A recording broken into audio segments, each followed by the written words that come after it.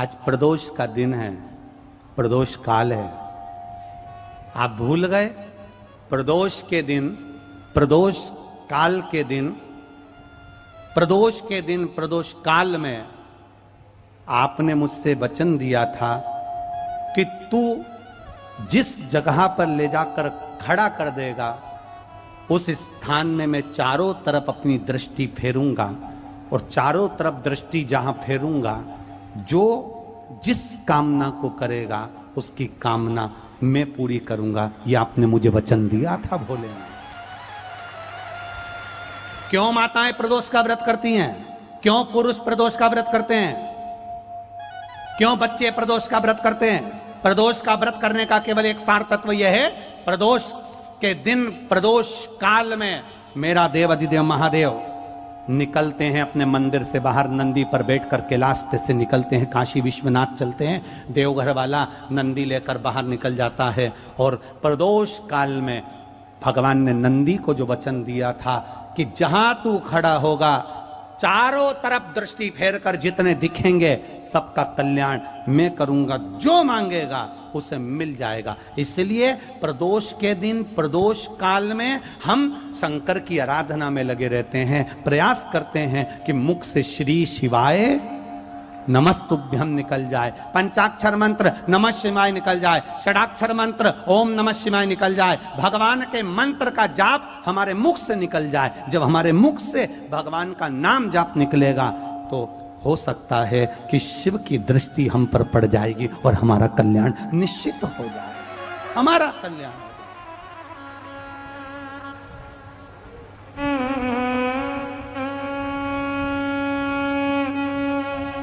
श्री शिवाय नमस्ते। Like and subscribe Shiv भक्ति चैनल। श्री शिवाय नमस्ते। प्रदोष वाले दिन करने पाए, वो साधारण नहीं है हमारा। वो बाबा डमरू वाला रे थारी मौज कर देगा। हम जो मांगे वो हमको देने को तैयार बैठा, जो मांगे।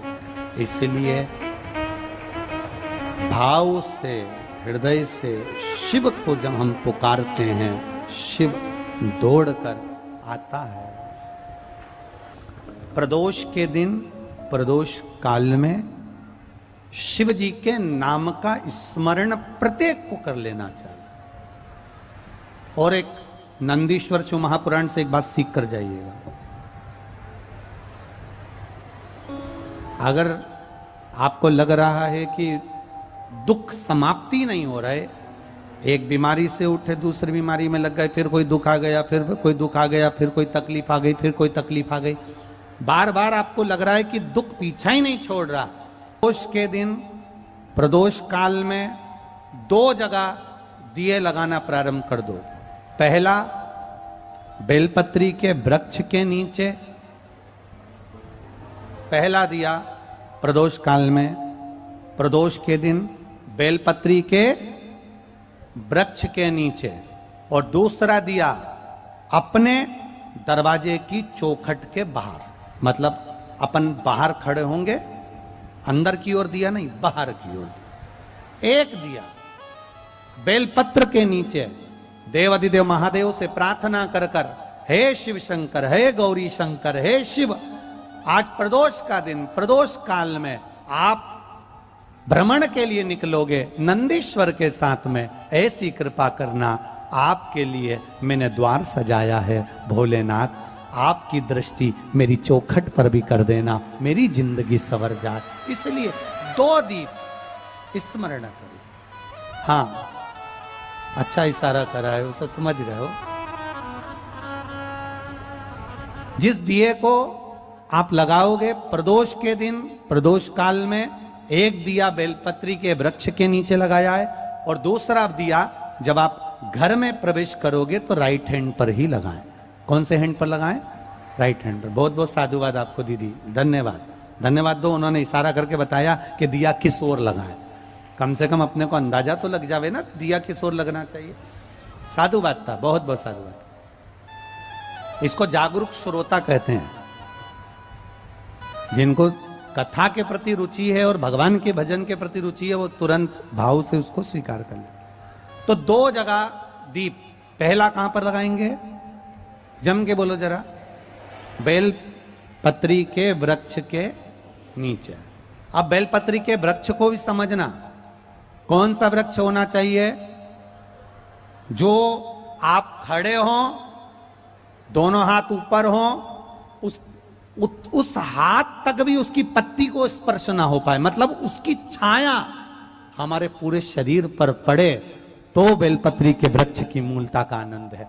जो छोटे बेलपत्री के वृक्ष होते हैं, छोटे छोटे जो पौधे होते हैं बेलपत्री के, इनको जल डालकर, खाद डालकर सिंचित करो, बड़ा करो, उनको पोषित कर कर, बड़ा कर कर कहीं अच्छी जगह उनको लगाओ। ये नहीं कि छोटी बेलपत्री के पत्ते तोड़ लो या छोटे से पौधे के पत्ते तोड़ लो, वो श्रेष्ठता नहीं है। शिव पुराण कहती है वृक्ष वो होना चाहिए जिसकी छाया हमारे ऊपर आए। बाकी के आपके घर में आप बेलपत्री का पौधा लगाते हो, उसको बड़ा करो, बड़ा करने के बाद उसको कहीं अच्छी जगह पर लगाओ जिससे वह बेलपत्री का पौधा बड़ा हो जाए। बड़ा हो जाएगा, हम हैं नहीं हैं, कम से कम वो पौधा रहेगा, वृक्ष बनेगा। वृक्ष बनेगा तो उसकी पत्तियां टूटकर महादेव पर चढ़ेगी, तो हमारा कल्याण अपने आप हो जाएगा। आप उसमें लगाइए, आप वो बेलपत्री के पौधे को बड़ा करिए, उसको लगाओ, वृक्ष हो बड़ा। तो पहला दिया कहां लगाएंगे? बेलपत्री के वृक्ष के नीचे। और दूसरा, अपने घर में प्रवेश करते समय राइट हैंड में बाहर की। शिव तत्व को जानन करो। कौन से दिन? जम के बोलो जरा। प्रदोष के दिन। कौन से समय? प्रदोष काल, शाम का जो समय हो, शाम का समय, प्रदोष काल का समय भगवान को दीप प्रज्वलित कर दिया। शिव तत्व कह रहा है। नंदी ने शंकर भगवान से कहा, आपने वचन दिया था मेरे को, आपने मुझे वचन दिया था, आपने मुझे वचन दिया था भोलेनाथ कि प्रदोष के दिन, प्रदोष काल में नंदी तू मुझे जहां ले जाकर खड़ा कर देगा, उसके आसपास में जहां मेरी दृष्टि पड़ेगी, वो जो मांगेगा महादेव उसकी झोली खुशियों से भर देगा। ये क्यों नहीं बढ़ता? तो तुरंत नंदीश्वर ने कहा, तुरंत बोले, बाबा बस आज मेरा मन करता है कि आप यहां कुछ देर ठहरो, कुछ देर रुक जाओ, ये मेरा मन करता। बहुत ध्यान दीजिएगा, अपने स्मरण में रखिएगा। शिव जी को लोटा भर के जल चढ़ाने जाओ, शंकर भगवान को जब 1 लोटा जल चढ़ाने के लिए जाओ तो अपने स्मरण में रखिएगा, थोड़ी देर, 1 क्षण, 1 पल, 1 घड़ी नंदीश्वर के पास भले ना बैठो, खड़े हो जाओ, पर 1 क्षण के लिए नंदी के पास जरूर ठहरा करो, जिससे वो हमारे मन की बात महादेव तक पहुंचा दे, शिव तक पहुंचा दे। हमारे मन की बात भगवान शिव से कह, हमारे मन। जब अपने मन की बात हम देवाधिदेव महादेव से कहें, तो अपने हृदय की बात, अपने चित्त की बात महादेव तक पहुंचाने के लिए मेरा देवाधिदेव, मेरा महादेव, मेरा शंभु तक अपनी बात पहुंचाने के लिए मेरे शंकर भगवान ने अपने नंदी को हमें दे रखा है। ऐसी नंदी की महत्वता है। शिव ने अपनी बात, एक भक्त की बात महादेव तक पहुंचा सकता है नंदी।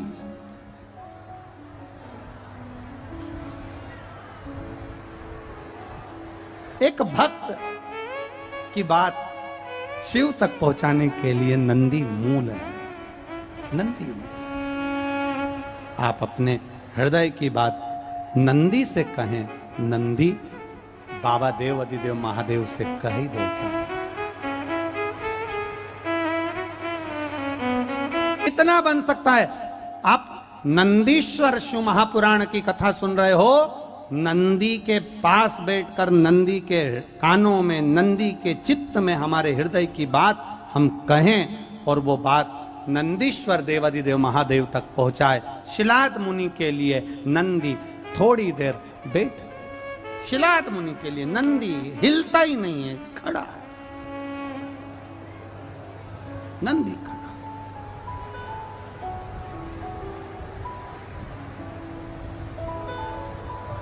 अब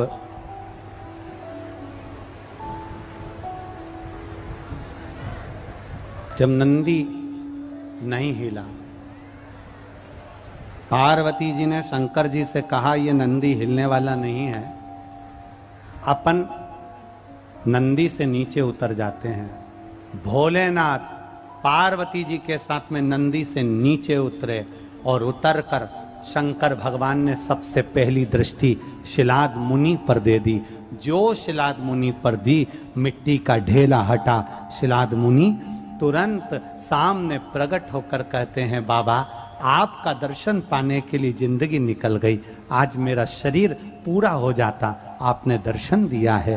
शंकर भगवान ने कहा, मांग शिलाद, तुझे क्या चाहिए? शिलाद कहते हैं, मेरी शादी नहीं हुई, मैं ब्रह्मचारी, पर मुझे मेरे पूर्वजों को मुक्ति देने के लिए संतान की जरूरत है। शंकर भगवान ने कहा, चिंता मत कर शिलाद मुनि, जब तू भूमि को खोदेगा, खोदने पर एक पुत्र तुझे प्राप्त होगा। उस पुत्र को तू अपनी गोदी में लेना, वो आनंद देने वाला होगा, जिसका नाम तू नंदी रखेगा, वो मेरा ही एक स्वरूप होगा, तू उसे प्राप्त कर सकता, मेरा स्वरूप मिलेगा।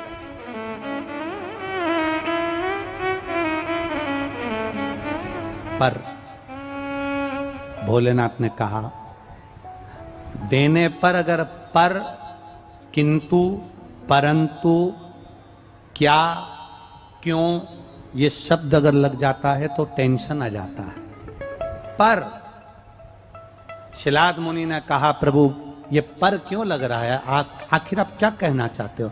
शंकर भगवान ने कहा, सुन शिलाद मुनि, पुत्र तो तुझे मिलेगा, पर उसकी उम्र पूरी नहीं होगी, आधी उम्र में उसको जाना पड़ेगा, आधी उम्र में उसे जाना। शिलाद मुनि ने चरण पकड़कर देवादिदेव महादेव से कहा, अगर मेरी भक्ति के बल पर मुझे पुत्र मिल सकता है तो विश्वास रखता हूं आपकी भक्ति करके मेरे पुत्र की उम्र भी बढ़ा सकता हूं।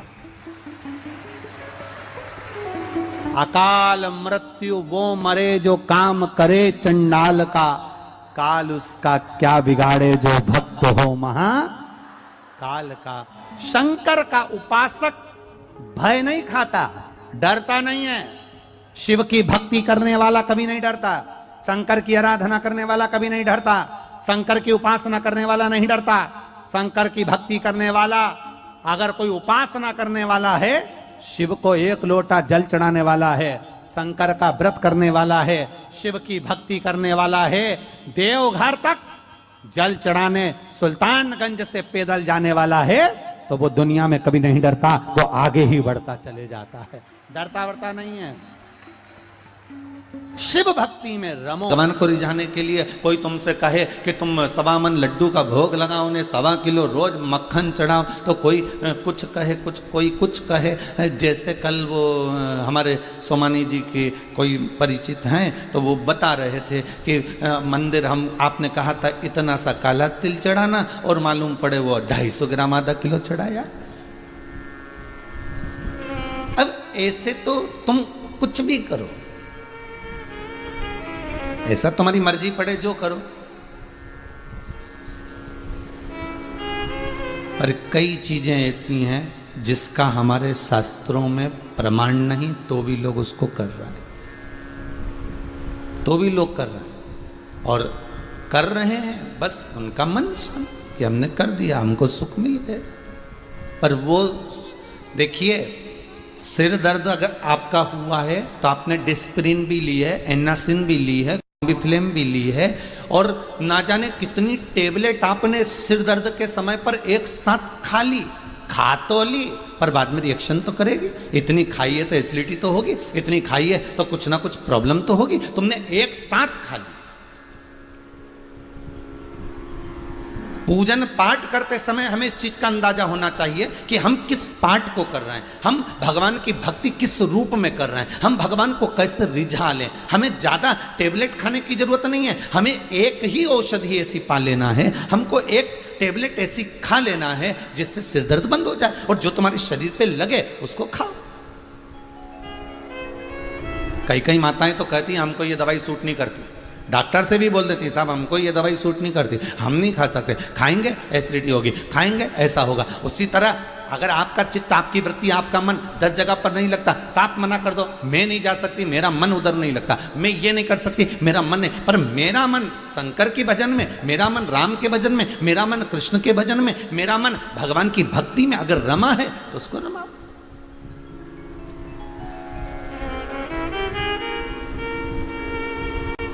एक बेलपत्री में भी भगवान शंकर का वासा है। वो दिखने की बहुत छोटी सी होती है, 3 पत्तियों की होती है, पर उसके एक एक अंश में भगवान देव, अधिदेव, महादेव, ब्रह्मा, विष्णु, महेश और 64 योगनियां, देवियां सारी इस बेलपत्र के अंतर्गत विराजमान हो जाती है। उस पे विश्वास भी इतना कर लिया कि राठी परिवार बोला कि गुरुदेव वो है घर में, मां कह रही है घर में है, चिंता मत करना, बाल वाका नहीं होगा। कथा करवाई है पिछले वर्ष, 108 शिव पोथी जब हुई थी उस समय पर करा ली, तो उसमें जो बेलपत्र है वो उतना असर, तो विश्वास से भगवान है। भरोसा कब आया? जब विश्वास पूर्ण हो गया।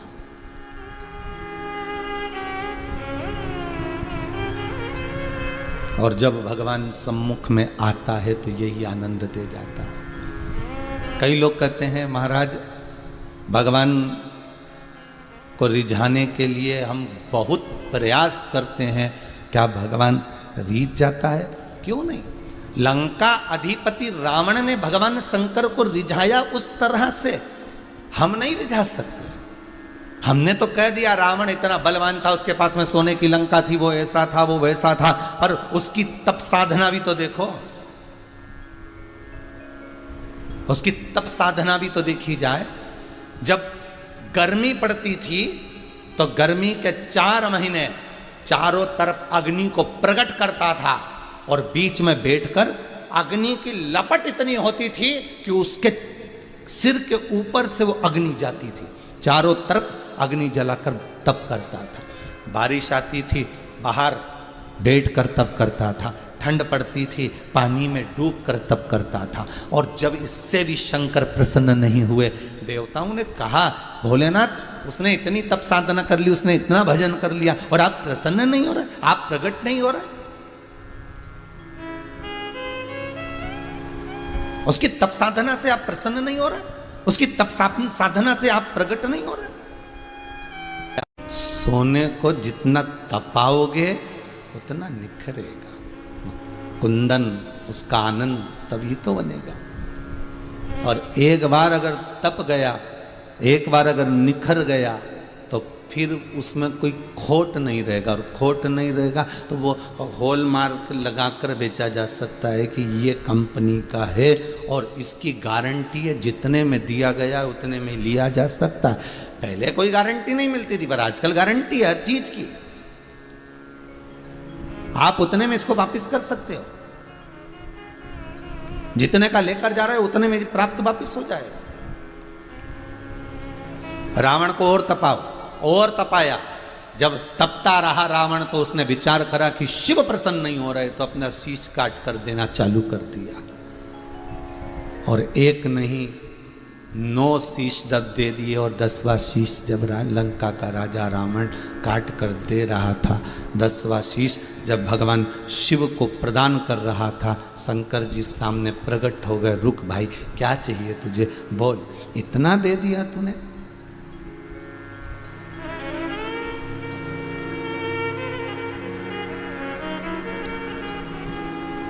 नो शीश देने वाले रावण के पास राम बाद में पहुंचे थे। पहले सबरी अम्बा के यहां नवदा भक्ति का ज्ञान दे दिया था, वही नो भक्ति,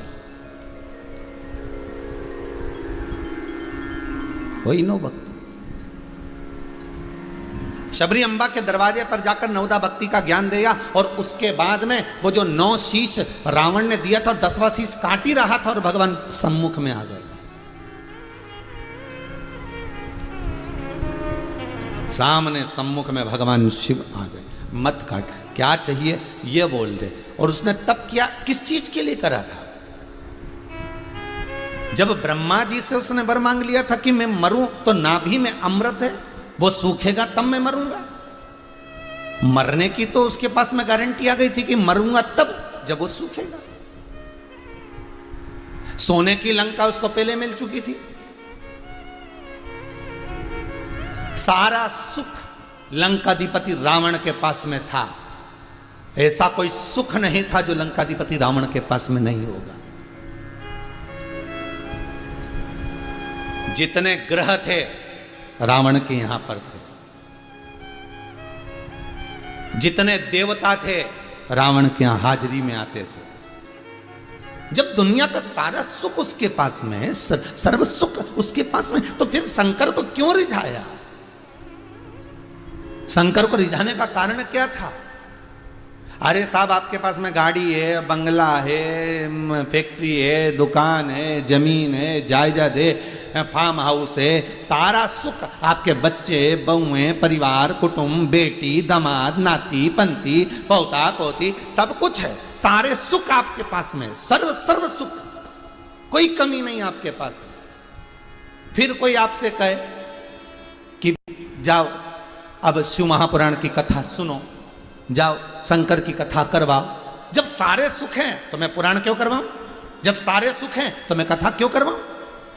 अगर रावण ऐसा विचार कर लेता, जरा विचार करिए, तो चित्तवृत्ति कहां जाती? पर लंकाधिपति रावण के पास में स्वयं के मरने का भी एक आनंद उसके हाथ में था कि मेरी नाभि में बाण लगेगा और मैं मरूंगा। मंदोदरी मेरे पास में, एक रानी और मेरे पास में, विभीषण, कुंभकर्ण, बड़े बड़े असुर मेरे पास में हैं, सोने की नगरी मेरे पास में है, समुद्र के मध्य में मैं विराजमान हूं, मुझे किसी चीज का भय नहीं, सारे देवता मेरे पास में हैं। फिर आखिर ऐसी क्या जरूरत पड़ गई थी लंका के राजा रावण को कि वो लंकाधिपति रावण भगवान शंकर को शीश काट कर दे रहा था, इतने तप कर रहा था, इतनी साधना कर रहा था, फिर क्या जरूरत थी? तो भगवान शंकर ने पूछा, मांग तुझे क्या चाहिए, बोल तुझे क्या दिया जाए, बोल। लंकाधिपति रावण ने कहा,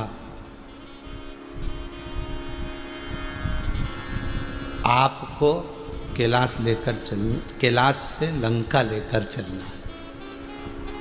देखिए कितनी सुंदर बात, आपको लंका लेकर चलना है। तो शंकर जी मुस्कुरा के बोले, तू मुझे लंका में ले जाके क्या करेगा, ये भी तो बता। तो रावण कहता है, रोज रोज मैं आऊं और कैलाश पे आके आपकी स्तुति करूं, भजन करूं, कीर्तन करूं, आपको जल चढ़ाऊं, आपको दूध चढ़ाऊं, आपका पंचामृत चढ़ाऊं, आपका स्नान कराऊं, इससे अच्छा है कि आपको ही लंका ले जाऊं। घर में जहां तुम बैठोगे वहां बिठाऊंगा, जैसा कहोगे वैसा करूंगा, जैसा आप कहोगे वैसा रखूंगा, और सुबह से उठूं और मेरे देवाधिदेव महादेव का मैं मुख देखूंगा, बस मुझे आपको लंका में रखना। पर भगवान शंकर मुस्कुरा के बोले कि तू मुझे लंका ले जाना चाहता है, मना नहीं है, मैं चलूंगा, पर तूने इतना तप करा, शीश काट काट के दिए, तूने इतना घोर तप करा, कहीं पानी में डूब कर, कहीं अग्नि में बैठ कर, तो केवल यही मांगने के लिए करा? तो रावण कहने लगा, और मुझे कुछ चाहिए ही नहीं, बस आप ही चाहिए, चलो। शंकर जी बोले, चलने को तो चलूं, पर जो पास में बैठी उससे तो पूछ ले। गृहस्थ आश्रम के अंतर्गत जब लड़का और लड़की की शादी होती है, ब्राह्मण वचन दिलवाता है, तो उसमें एक वचन होता है कि आप जो भी निर्णय लोगे उसमें मुझसे जरूर बात शेयर करोगे। ये निर्णय था। लड़का लड़की का जब संबंध होता है तब वो आप कुछ अगर कोई बड़ा निर्णय ले रहे हो तो मुझे जरूर बताना, आपके माता पिता को बताओ, आपके भाई बंधु को बताओ, पर मुझसे मत छुपाना। मुझे तो आज भी लड़का लड़की का जो संबंध होता है उसमें एक वचन ही है। तो शिव कह रहे हैं मैं जाने को तैयार हूं, पर पार्वती से पूछो, और आपके साथ में चलने को तैयार बैठा हूं, बिल्कुल चलूंगा आपके साथ में, और लंका चलूंगा, जरूर चलूंगा। अब फिर पार्वती जी के सामने लंकाधिपति रावण सम्मुख में खड़ा हुआ, और लंकाधिपति रावण ने मां जगतजननी जगदम्बा को देखकर प्रणाम कर कर कहा, मां आपको भी मेरे साथ चलना है। पार्वती जी बोली, पहले ये बता कि ले जाना क्यों चाहता है? तो रावण के शब्द सुनिएगा साहब। रावण संहिता कहती है, लंकाधिपति रावण कहता है माता पिता को इसलिए लेकर जा रहा हूं कि मैं तो आपका दर्शन कर लेता हूं, पर लंका में रहने वाले और भी आपका दर्शन कर सके, और भी दर्शन कर सके। कल बालक पूछ रहा था, गुरुदेव मेरे साथ ही ऐसा क्यों होता कि गाड़ी लेके चला और कहीं ना कहीं थोड़ा ना थोड़ा उसमें कुछ हुआ? तो बाबा से कह देना, विश्वनाथ से कह देना, आटे में नमक जब माँ रोटी बनाती है तो थोड़ा सा नमक डालती है। डालती क्यों है? कि स्वाद आएगा। और माँ इतना सारा नमक डाल दे तो कोई रोटी खा सकेगा क्या? नहीं।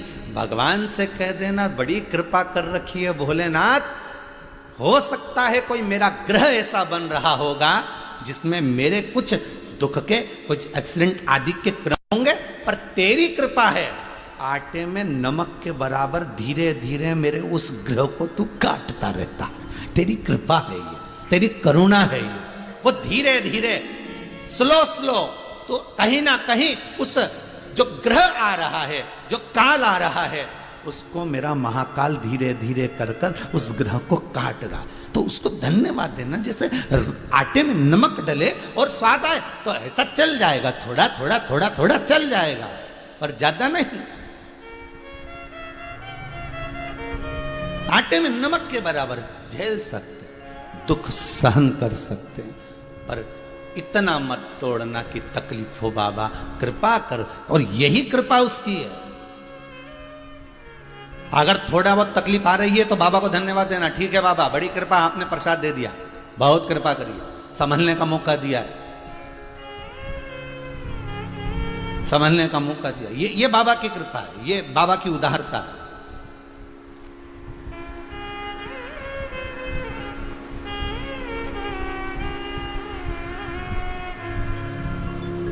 रावण कह रहा है मैं आपको ले जाना चाहता हूं जगत हित के लिए, जग कल्याण के लिए।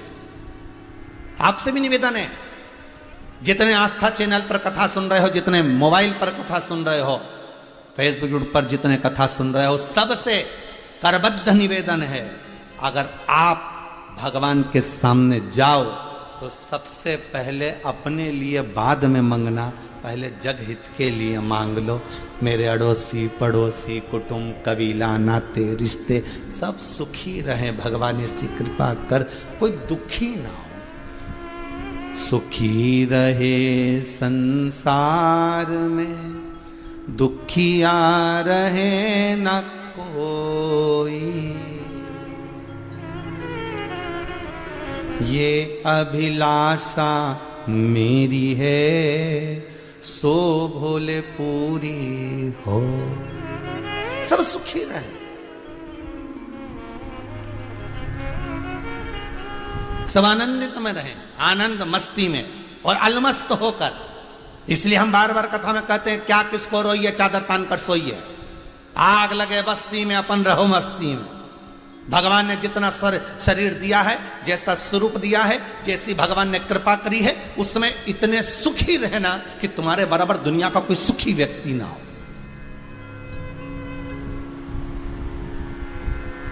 जो दिया भगवान ने बहुत दिया, और दूसरे को देखकर नहीं, उसके पास में इतना भरा है, उसकी 4 फैक्ट्री है, एक आध और करना चाहिए, अपने को और चालू करना चाहिए। रबड़ को कितना खींचोगे दादा? गड्डी के रबड़ को 1 किलो के डब्बे में मत लगाओ। अगर रमण में तनाव होगा तो तुम्हारी जिंदगी में तनाव उत्पन्न हो जाएगा। इसलिए इस मन को, इस चित्त को, उस वृत्ति को एक ही जगह अच्छे से लगाओ, उभर जाओगे।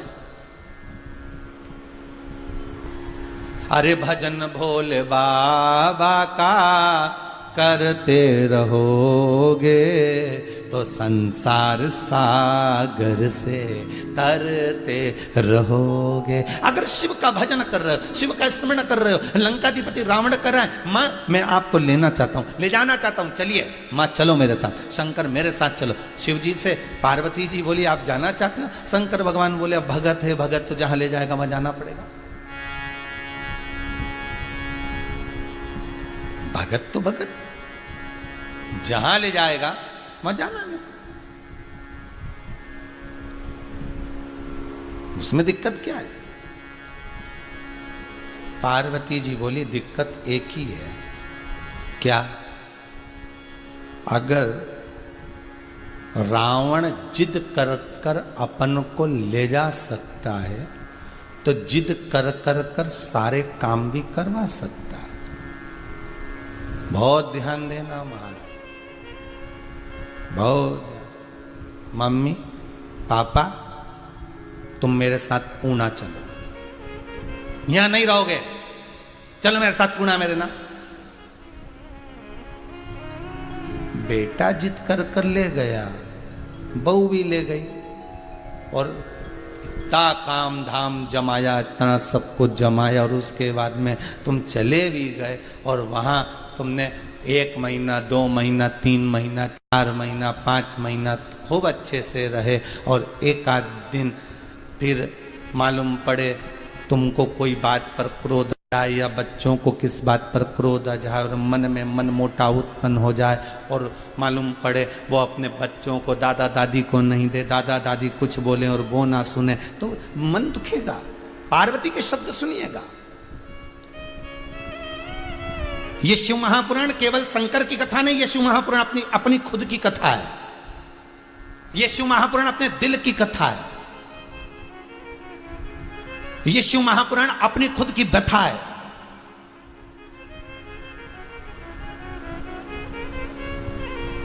ये शंकर की कथा अपने ऊपर आधारित है, पूरी वेद व्यास जी लिखते हैं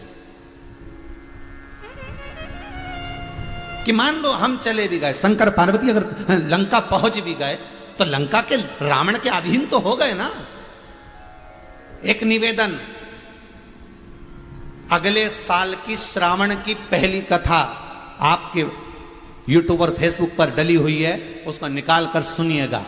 उसमें कहा था मां कितनी भी बूढ़ी हो जाए पर रसोई घर मत छोड़ना, और पिता कितना भी बूढ़ा हो जाए, भले ऑफिस ना जाए, फैक्ट्री ना जाए, दुकान ना जाए, पर घर से काम करना, पर काम में दिल लगा कर रखना।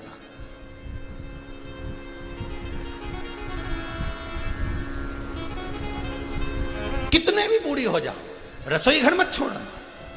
एक बार बहू बहुत अच्छी है, भोजन बनाएगी, बेटे बहुत अच्छे हैं, साधन करेंगे, सब कुछ होगा, पर अपने मन से एक बार रसोई घर में जरूर जाओ। और बेटा ला मैं दूध तपा देती हूं, तुम दोनों भोजन कर लो, तुम तीनों बैठ जाओ, तुम आप यहां बैठ जाओ, बैठो बेटा मैं कर देती हूँ। लाओ बेटा कोई काम है, बच्चों का टिफिन मैं बना देती हूँ, तुम तैयार हो करो बच्चों को। ये माँ का एक आनंद, एक सम्मुखता है कि वो पहुंचे रसोई घर में, कितनी भी बूढ़ी हो जाए, सा कितना भी बुजुर्ग बना जाए।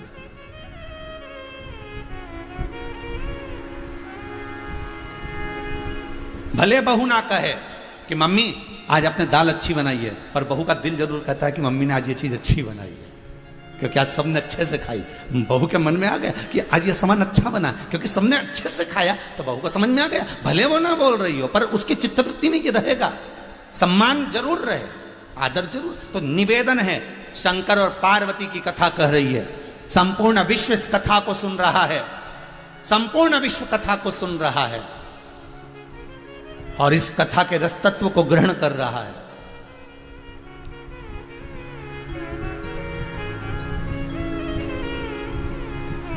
और यदि कथा श्रवण कर रहे हो तो पार्वती की कथा अपनी कथा, शिव की कथा अपनी कथा है। नहीं, पार्वती जी बोल रही बहुत ध्यान देना महाराज, एक गलती आपसे हो गई थी भोलेनाथ। शंकर जी ने पूछा मुझसे और गलती हो गई थी कौन सी?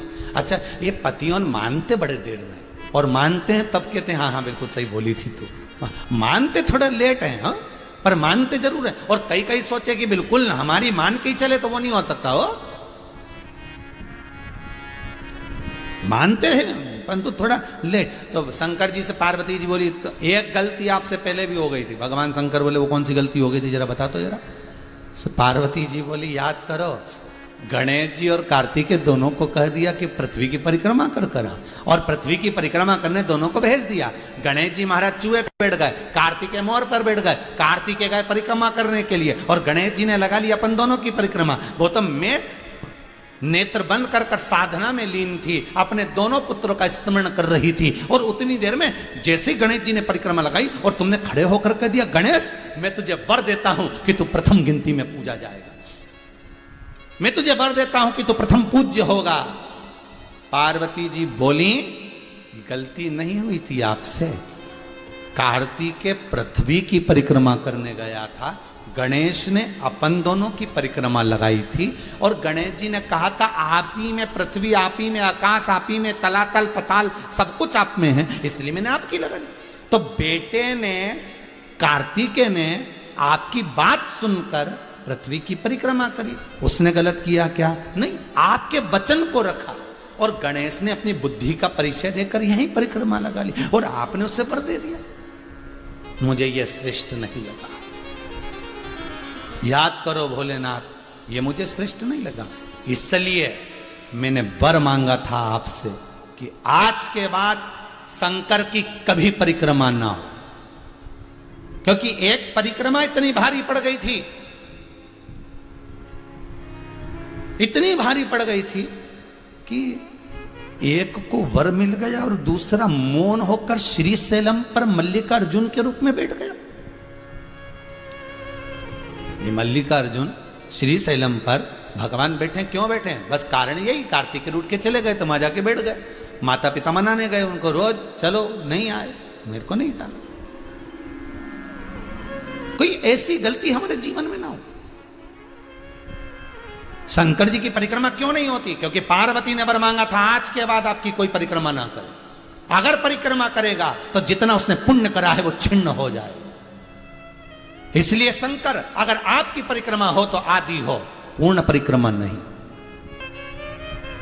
ये बार मुझे तो मैं एक बार गलती हो गई, बार बार ना हो प्रभु। अपन चले भी गए और जाने के बाद अगर मान लो, पहुंचने के बाद और उसने, रावण ने कुछ मांगा और नहीं देंगे तो अच्छा नहीं लगेगा। अगर अपने को पूना ले गए और पूना ले जाने के बाद बहुओं ने कहा, लाओ जरा वो वाला बीज वाला प्लेट हमारे नाम कर दो। अब उसने तो 2-4 दिन रोटी वोटी खिलाई और तुमको देना पड़ेगा। तो रावण जो मांगेगा फिर देना पड़ेगा। शंकर जी बोले, तेरे बराबर कोई चतुर नहीं हो सकता। पार्वती जी बोली, वही तो हम कहे, पहले हमसे तो पूछ लिया करो, थोड़ा बहुत तो कम से कम पत्नी से पूछो, ज्यादा नहीं पूछो तो थोड़ा बहुत तो पूछो।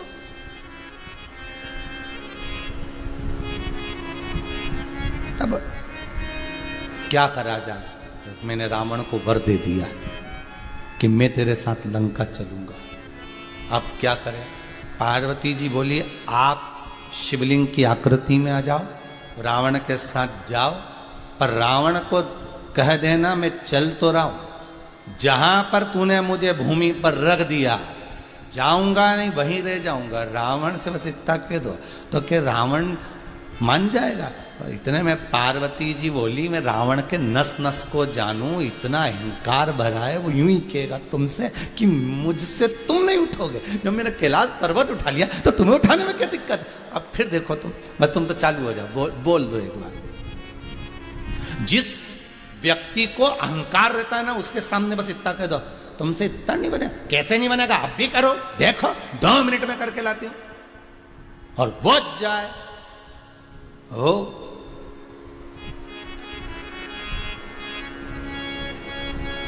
वो तुरंत करके आ जाए।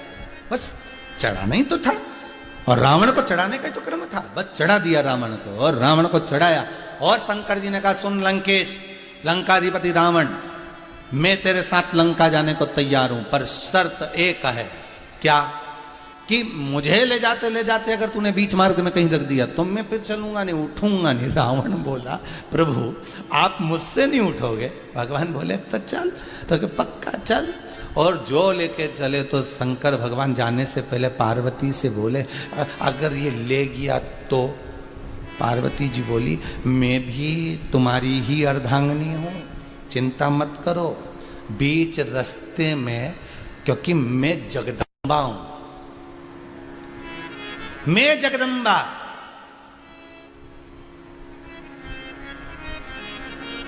और जगदम्बा शास्त्र कहता है, शास्त्र वर्णन कर रहा है, ये मांस, क्या चीज? मांस। ये मांस, ये रक्त, शरीर में जितना मांस और रक्त शरीर के अंदर रहता है वो माता की देन होता है। किसकी देन है? माता की। और शरीर में जितनी हड्डियां होती हैं और पेशियां होती हैं ये पिता की देन होती है। वो पिता की देन। मांस, रक्त ये मां का दिया है, हड्डी और पैसी ये पिता की देन। अगर मैं माता हूं और मैं जगदम्बा हूं, इसके शरीर में रक्त बनकर अगर मैं संचरित हो रही हूं तो इसको बीच मार्ग में चलते चलते रक्त का प्रभाव इतना कर दूंगी कि इसको लघु शंका लगेगी। लघु शंका लगेगी तो पत्थर शिवलिंग नीचे रखेगा तो फिर आगे तुम्हारी मर्जी, उठना ही मत। बस अब इतना तो मैं कर रही हूं और आगे तो तुम्हें देखना पड़ेगा ना, साधना तो पड़ेगा। इतना काम बस मैंने कर दिया, बहुत है इतना, अब आगे तुम करो। शिव जी बोले ठीक है, और शंकर चल दिया। फिर शंकर जी जाते जाते पार्वती से बोले आ जाना। पार्वती जी बोले तुम चलो तो।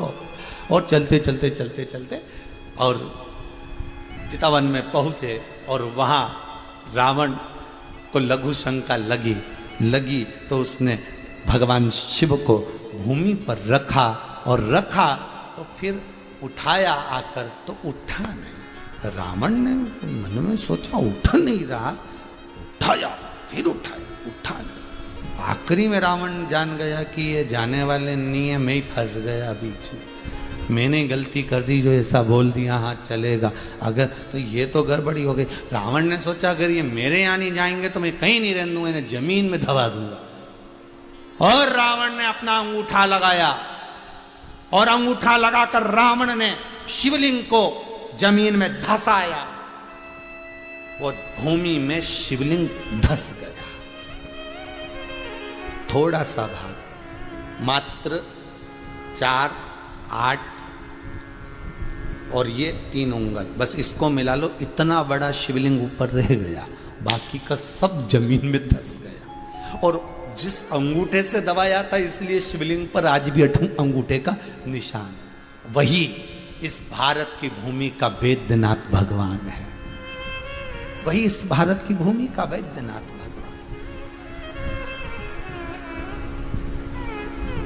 आज भी वैद्यनाथ भगवान के ऊपर अंगूठे का निशान है। रावण जब धकाया था पूरा शिवलिंग नीचे चला गया था, बस केवल 11 उंगल बचे उतना शिवलिंग। और फिर उसने प्रयास करा, फिर दबा, तब नहीं दबा, वापिस चल दिया, वापिस।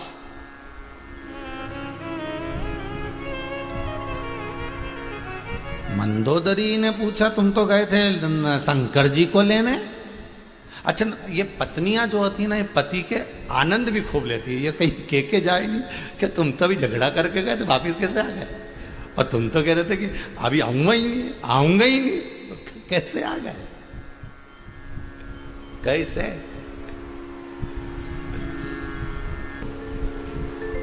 एक बार कजन कहाँ की बात है, राम जी कथा चल रही थी यहीं पर ऑनलाइन, और एक पत्नी का पति कहीं चले गया लड़ झगड़ के, और अब वो रात के 10 बज गई तो उसने तुरंत समिति को फोन लगाया, गुरुजी से बात करा, गुरुजी से बात करा। बड़ी रो रही थी बेचारी, गुरुजी से बात करा। इन्होंने पूछा हुआ क्या ये बता। पति से झगड़ा हो गया था, वो ना जाने कहाँ चले गए, सुबह 11 बजे के गए, अभी तक पत्ते ठिकाने नहीं है। तो अब ना जाने कहाँ सब दूर फोन लगा लिया, सब दूर ढूंढ लिया, और इनका भी मोबाइल बंद आ रहा है और बहुत दुख हो रहा है, मैं क्यों झगड़ा कर ली।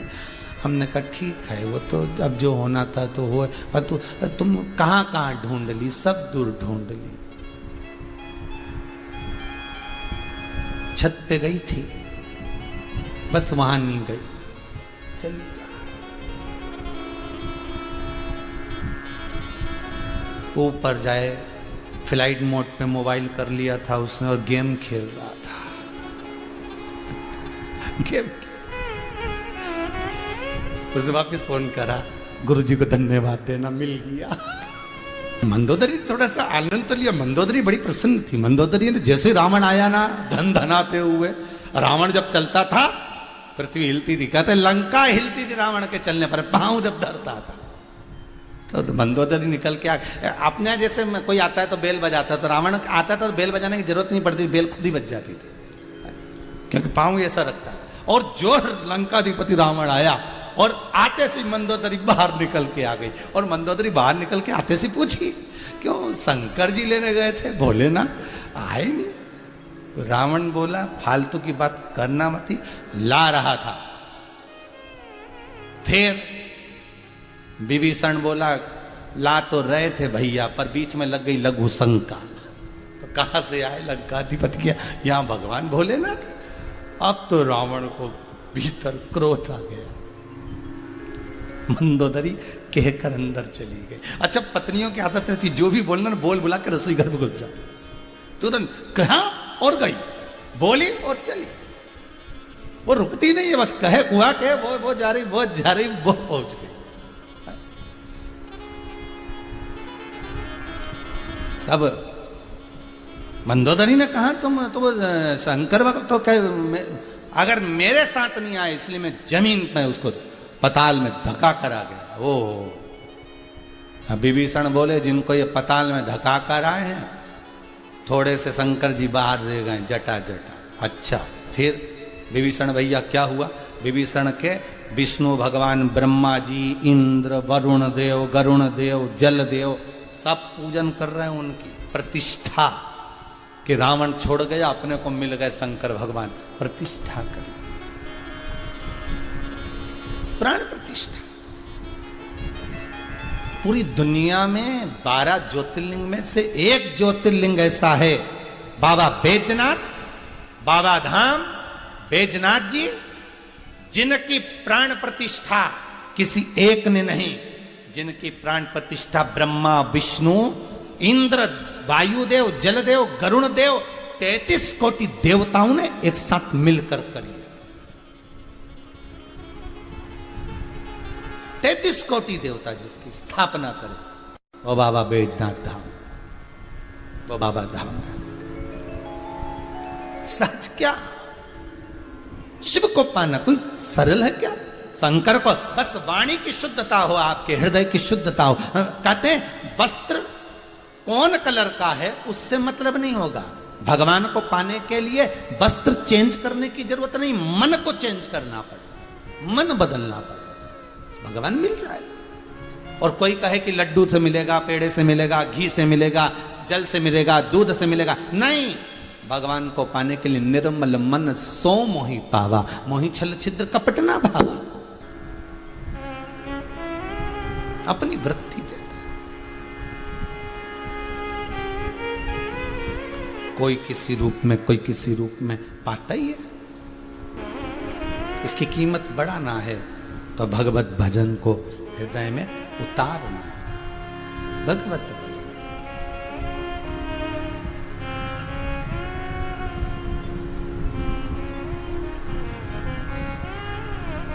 हे शंभु, हे त्रिकालदर्शी, हे कैलाशी, हे शंकर,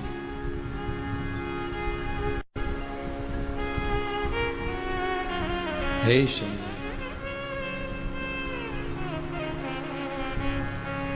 दूसरा कोई है ही नहीं।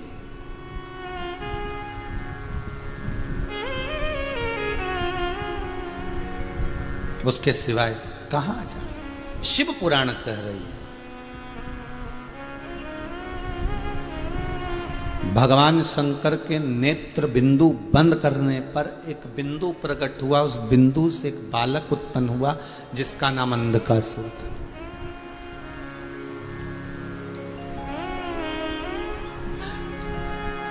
अंधकासुर अंधा नहीं था हो, नहीं तो कई लोग कह देते महाराज जिसका नाम अंधकासुर रखा मतलब ये अंधा था क्या? नहीं, ये अंधा नहीं था।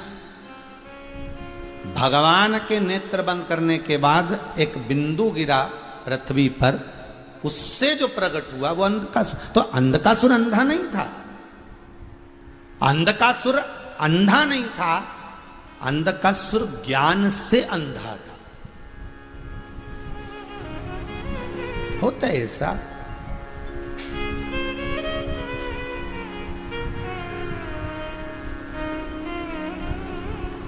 कई लोगों को ज्ञान से, एक लड़के की शादी हुई, पत्नी के घर गया पहली बार ससुराल, तो थोड़ा सा उसको ध्यान नहीं होगा, पहली बार ससुराल गया था, तो पत्नी के सामने उसकी सहेलियों ने और पत्नी की बहनों ने उसके सामने पूड़ी भजिया सब्जी सब लाके रख दी और रखी, और उसने खाना, भूख तो उसको बहुत तेज लग रही थी, और खाना जो चालू करा तो इतनी बड़ी बड़ी पूड़ी थी, तो पति ने सोचा अभी इतनी बड़ी पूड़ी है, भूख बहुत तेज लग रही है, तो इसने पहले क्या करा कि ईमानदारी से जीने के लिए थोड़ा सावधानी से तो पूड़ी के टुकड़े कर लिए, तो उसमें से उसने एक पूड़ी में से 2 टुकड़े करो और आधा ही टुकड़ा उठाए और सब्जी समेत खा जाए। अब पत्नी को बड़ी शर्म आ रही, बताओ क्या कर रहे हैं भगवान, जैसे पहली बार खाने को मिला ससुराल में इज्जत खराब कर रहा थी। पत्नी इशारे में बनाते बनाते उसने, अब बहन खाना बना रही थी तो इशारे में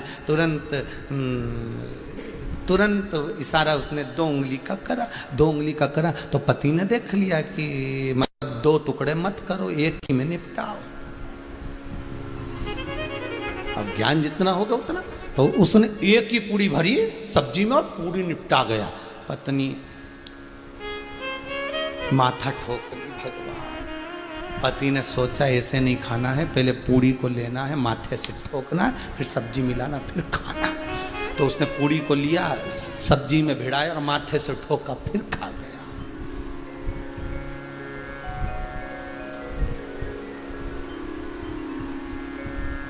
जितना ज्ञान होगा उतना प्राप्त होगा। अब अंधकासुर अंधा नहीं है, अंधकासुर अज्ञान से अंधा है। भगवान शंकर ने कहा पार्वती फेंक दे इसको समुद्र के अंदर। पार्वती कहती आपके द्वारा प्रकट है, आपका पुत्र है, ये मेरा पुत्र है। पार्वती जिसको गोदी में लेकर पुत्र कहती है, स्नेह करती है, लाड लड़ाती है, वात्सल्यता रखती है। और पार्वती मैया से शंकर जी ने कहकर उसको समुद्र में फेंकवा दिया। समुद्र में फेंका, हिरण्याक्ष ने उसको पकड़ लिया, पाल पोस कर बड़ा करा। एक दिन हिरण्याक्ष मर गया, बरहा उतार हुआ भगवान को और हिरण्याक्ष मारा गया। अंधकासुर ने कहा मैं तप करने जा रहा हूं, पानी में बैठकर अंधकासुर ने तप करा, ब्रह्मदेव से वर मांगा, मुझे वर दो मेरे प्राण ना छूटे। ब्रह्मा जी ने कहा जन्म लिया है तो मरना तो पड़ेगा, निश्चित है अगर जन्म हुआ है तो मरोगे, ये गारंटी नहीं है कि मरोगे ही नहीं हो। बस इतना जरूर है कि अगर मृत्यु लोक में जन्म लिया है तो सत्कर्म कर कर फिर जाना, तो भगवान के चरणों में कम से कम मुख तो दिखा सकोगे, अपना चेहरा परमात्मा को भी दिखाना है साहब।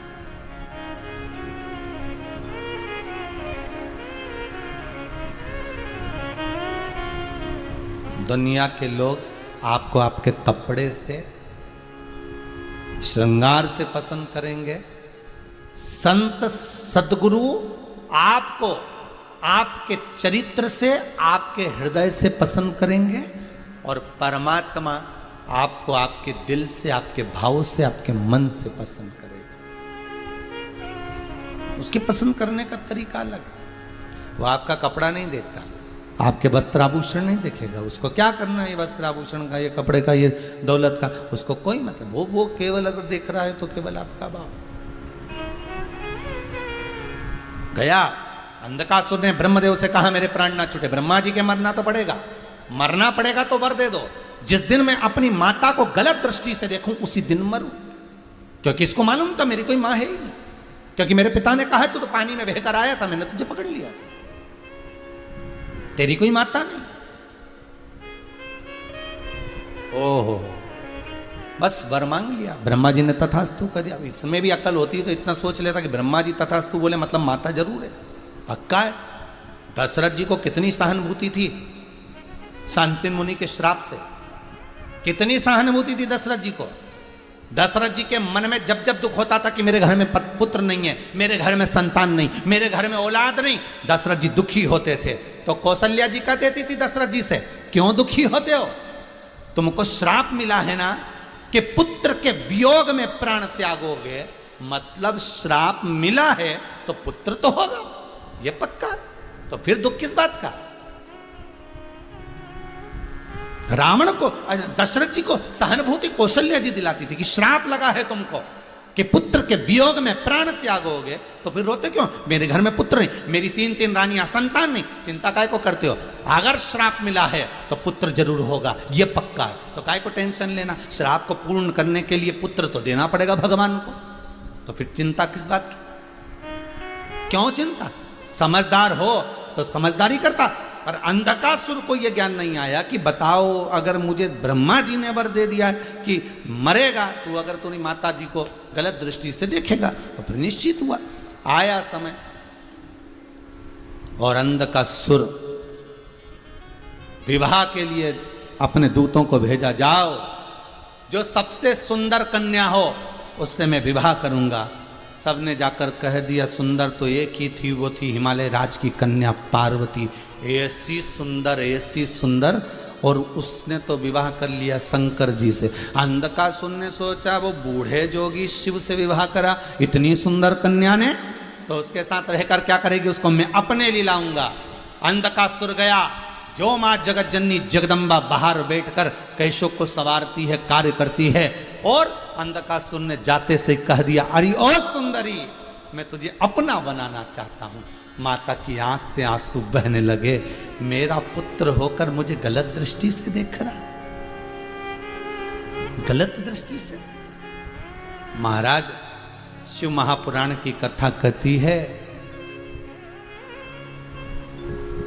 दुनिया में मां एक ऐसी होती है कि बेटा छाती पर लात भी मारता है तो भी मां दुआ ही देती है, बद्दुआ नहीं देती।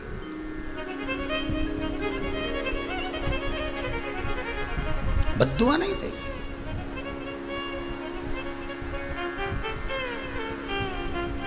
महाराज जिस घर में मां बाप की इज्जत नहीं होती, उस घर में देखना कभी बरकत नहीं होती। क्योंकि मां एक ऐसी होती है जो अपना सर्वस्व अपने बच्चों को दे देती है, साहब सर्वस्व। कई ये बुजुर्ग माताएं जब कहती है ना फोन लगा के, गुरुजी हम तो बड़े दुखी हो गए, हमारे बच्चे हमें नहीं पूछते, वो अलग रहते हैं, वो ऐसा करते हैं, तो हम उनको मजा लेने के लिए, उनके आनंद के लिए कि उनके मुख से माता का तो प्रेम माता का होता है, तो हम एक आध दो बार कह दिया एक काम करो, ये सारा जितना भी जो दौलत है ना, तुम्हारी प्रॉपर्टी है ना, सब कहीं वृंदावन में दान दिया जा। अरे ऐसे कैसे दे दो, बच्चों को दें, तो कि बच्चे तो पूछ ही नहीं रहे, भले नहीं पूछे पर दूंगी तो होनी। भले कितना विवाद हो, भले कितना क्लेश हो, पर मां अपने बच्चे को अगर अपशब्द के भी देती है ना, गाली दे भी देती है ना, ताना दे भी देती है, थोड़ा श्राप मां अपने बच्चों को दे भी देती है ना, तो अकेले में जाकर रो भी लेती है। मां मां होती, मां मां है।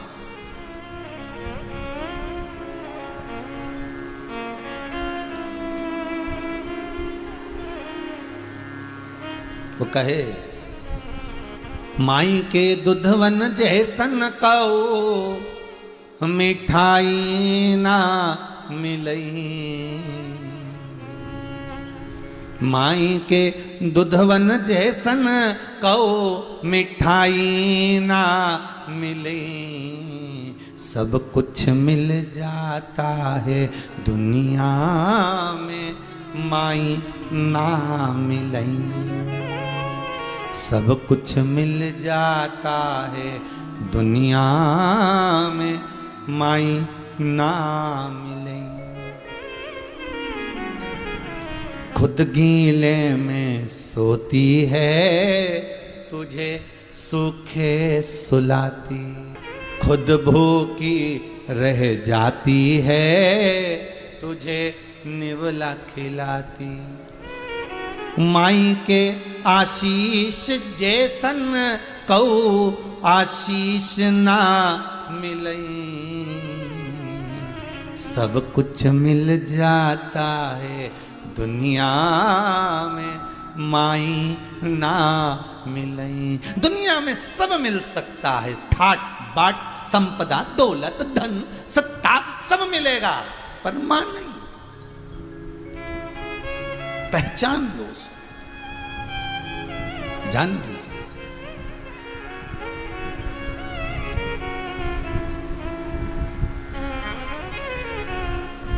महाराज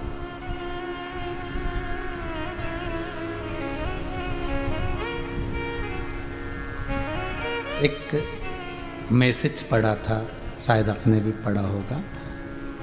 टीचर ने अपने सारे स्टूडेंट को कहा, सारे बच्चों को कहा, कल सब स्वर्ग की मिट्टी लेकर आना, बैकुंठ की मिट्टी लेकर आना। सब बच्चे आ गए। टीचर ने पूछा आप लाए हो? नो। आप लाए? नहीं नहीं नहीं। एक बच्चा बैठा था, आप लाए हो? उसने पुड़िया खोली, मिट्टी दे दी। टीचर बोली तुम मुझे बेवकूफ समझते हो, मूर्ख समझते हो? अपने घर की मिट्टी भरकर लेकर आ गया और मेरे से कहता बैकुंठ की मिट्टी है। ये सब बच्चे जो बोल रहे हैं तुम्हें वो बोलना चाहिए था, और तुम मिट्टी भरकर लाए हो। बच्चा कहता है टीचर, मिस, मैडम, ये स्वर्ग की मिट्टी है। स्वर्ग गया था तू? नहीं। तो फिर मिट्टी कहां से आई? बच्चा कहता है मेरी मां के चरणों में सारी दुनिया का स्वर्ग है। उस माता के चरण की मैं मिट्टी लेकर आया हूं, तो ये स्वर्ग की ही तो मिट्टी है, ये बैकुंठ की ही तो मिट्टी है। महाराज आज अंधकासुर की बुद्धि देखो कितनी अंधी हो गई, इसलिए इसको अंधकासुर कहा गया है, बुद्धि से अंधा हो गया। बुद्धि कितनी अंधी हो गई।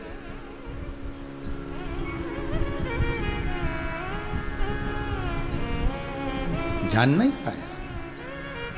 मैं तुम्हें अपना बनाना चाहता हूं। मां क्रोध में आए तो रो रही है, मां को गुस्सा आता है तो रोती है, मां प्रसन्न होती है तो रोती है, उसमें प्रसन्नता का भाव आ जाता है। प्रसन्न है तो भी रो रही है, और क्रोधित है तो भी रो रही है।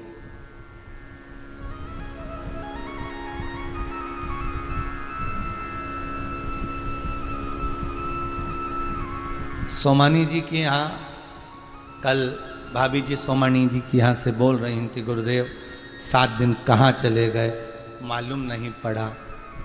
नैनों में जल भर रहा था, अर्थात जब बहुत प्रसन्नता भी होती है ना, कुछ मन की मनोकामना जब पूर्ण होती है ना, जब हृदय से शिव को याद किया जाता है कि यह मेरा शंकर, ये मेरा शंभु, ये त्रिकालदर्शी, ये कैलाशी ने मेरी सुन ली। और कहाँ 2023 में कथा मिल रही थी, कहाँ बाबा ने कृपा कर कर इतनी जल्दी करुणा कर दी। मतलब शंकर ने सुन लिया तो प्रसन्नता के भी नेत्र से अश्रु बह रहे थे, नेत्र अश्रु प्रसन्नता के बह रहे थे। इतनी कृपा करी होगी साहब महाराज, उसकी शरणागति। अंधकासुर जान नहीं पाया, पहचान नहीं पाया कि मैंने माता को गलत दृष्टि से देख लिया। मां रो रही थी, शिव आ गए। शंकर ने देखा कि ये अंधकासुर पार्वती को अपशब्द कह रहा है, मां को गले लगाना था तो अपशब्द कह रहा है। शिव ने वहीं पर बटुक भैरव को प्रकट कर लिया। काल भैरव प्रकट करा था ब्रह्मा जी का सिर काटने के लिए, बटुक भैरव प्रकट करा था अंधकासुर का सिर काटने के लिए।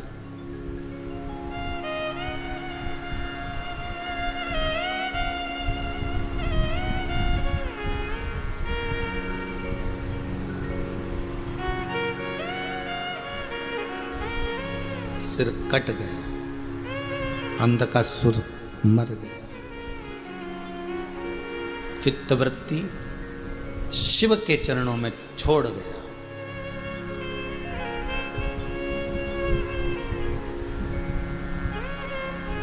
और वो मन, वो चित्त, वो वृत्ति शिव में रख गया। हिरण्यकशिपु को मालूम पड़ा मेरा भतीजा मर गया। हिरण्यकशिपु को क्रोध आ गया, मेरा भतीजा, मेरा भाई हिरण्याक्ष मरा है। तप करने के लिए गया, ब्रह्मा जी से वर मांग रहा है, ना नीचे मरूं, ना ऊपर मरूं, ना अंदर मरूं, ना बाहर मरूं, ना अस्त्र से ना शस्त्र से, ना दिन में ना रात में, ना नर से ना पशु से, ना 12 महीने में मरूं, ये वर दीजिए मुझको। ना अस्त्र ना शस्त्र। ब्रह्मा जी तथस्तु कह दिए। हिरण्यकशिपु जब घर गया तो उसकी पत्नी नहीं थी। पूछा कहां गई? इंद्र ले गए। इंद्र क्या गए? तो पूछा इंद्र कहां है मेरी पत्नी? इंद्र कहता है तुम्हारी पत्नी को देवऋषि नारद ले गए। नारद जी क्यों लेकर गए? पता नहीं। नारद से पूछा मेरी पत्नी कहां है? नारद जी कह रहे हैं अपने बच्चे को दूध पिला रही है, अपने बालक को दूध पिला रही है, स्तनपान करा रही है। अंदर जाकर देखा, पत्नी को लिया। ये कौन? मेरा पुत्र। पुत्र? हां। लेकर गए। देवऋषि नारद जब बालक जा रहा था, नारद जी ने कहा इसका नाम प्रहलाद है, तुम्हें याद है? प्रहलाद है इसका नाम। लेकर जा रहे थे। नारद जी मुस्कुरा रहे थे, मैंने आज एक असुर के घर में, मैंने आज जिसके घर में भजन ही नहीं होता उसके घर में भजन को पहुंचा दिया। इसकी प्रसन्नता होना चाहिए। आपको इसकी प्रसन्नता होना चाहिए। ये कई लोग छोटे छोटे शिव महापुराण के जो उपाय या शिव महापुराण की कुछ कुछ कथाएं दुनिया के लोग काट काट के अपने अपने उस मोबाइल से सबके पास में भेजते रहते हैं कि शंकर की यह कथा सुनो, शंकर का यह अनुमोदन सुनो, शिव महापुराण का ये दृष्टांत सुनो, शंकर का यह आनंद सुनो। कई लोग एक दूसरे को ये मोबाइल में भेजते रहते हैं कि शंकर की यह कथा का रसास्वादन करो, ये संवाद सुनो, ये कथा सुनो। अर्थात केवल वो चरित्र नहीं भेज रहे हो आप शिव महापुराण की, वो कथा नहीं भेज रहे हो आप किसी के घर में जहां भजन नहीं होता, जहां कथा नहीं होती, जहां सत्संग नहीं होता, उसके मोबाइल पर जान करके आप जो कथा भेज रहे हो, समझ लेना उसको आप थोड़ा सा भजन का एक बीज रोपित कर रहे हो, आप सत्संग का एक बीज वहां प्रकट कर रहे हो, जिससे उसके हृदय में शंकर के प्रति, भजन के प्रति, स्मरण के प्रति कुछ प्रकटता उत्पन्न हो जाए, कुछ प्रकट।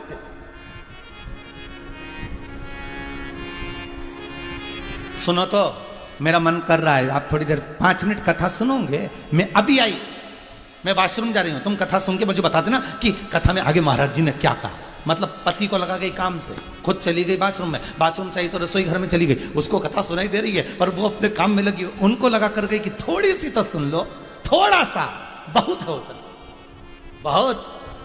छोड़ दिया काम। आते से पूछा क्या बता रहे थे? हाँ बोल रहे थे कि ऐसा ऐसा ऐसा, बस इतना तो मैंने सुन लिया था, पर बोल अच्छा रहे थे। पत्नी, रस लग गया, थोड़ा सा रस लगा तो चित्त लगेगा, चित्त लगा तो महादेव मिलेगा जरूर, ये पक्का है। चित्त वृत्ति में रम गया, थोड़ा सा लगा।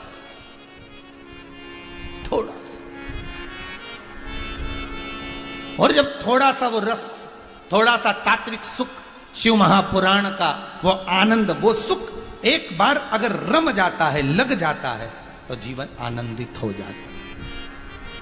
वो मिल गया।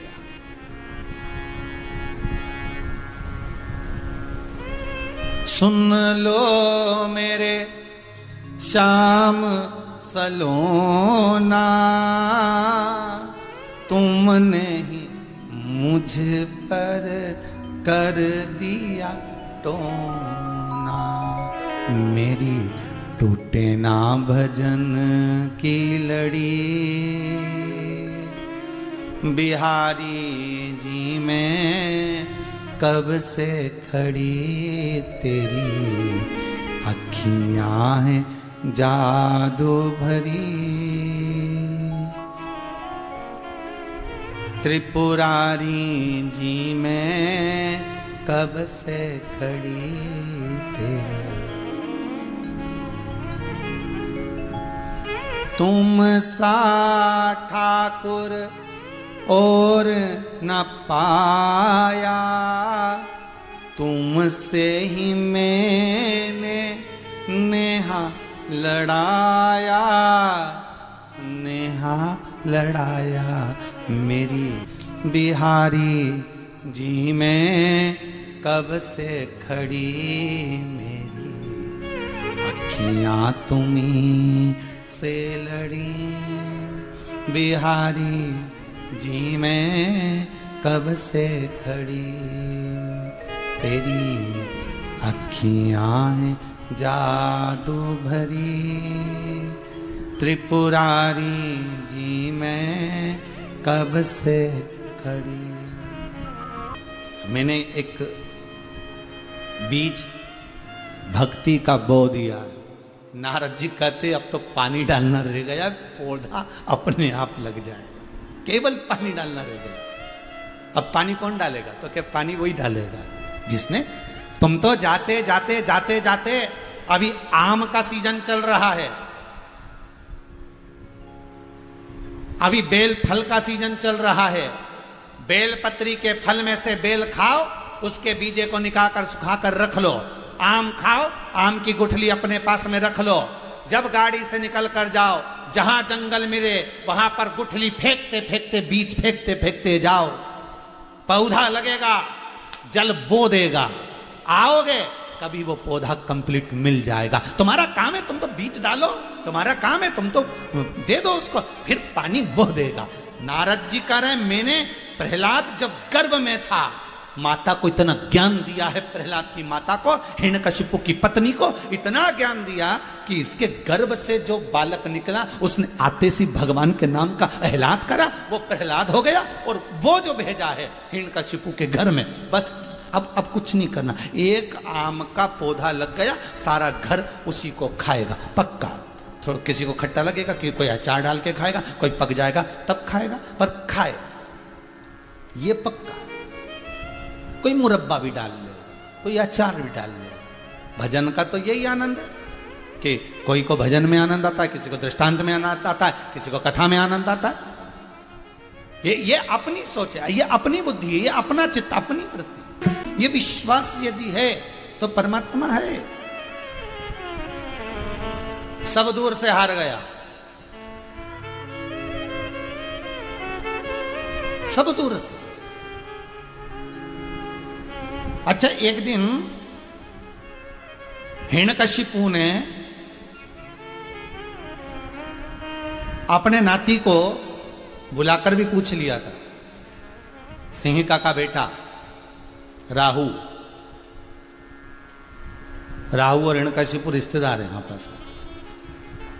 बुलाकर पूछा था राहु से, तो सब जानता है देवताओं की करतूतों को, ये बता कि ये मरेगा कैसे।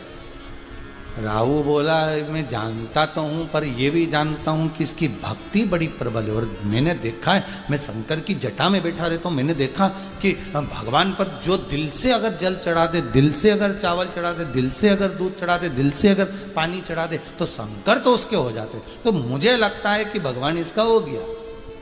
तो कहा तू मेरा नाती होगा, मुझे डरा रहा है? अब मैं तो कह सकता हूं, अब आगे आपकी मर्जी, अब समझो ना समझो ये आपके ऊपर है, ठीक है। एक दिन पूछ लिया, सामने एक विशाल खंबा था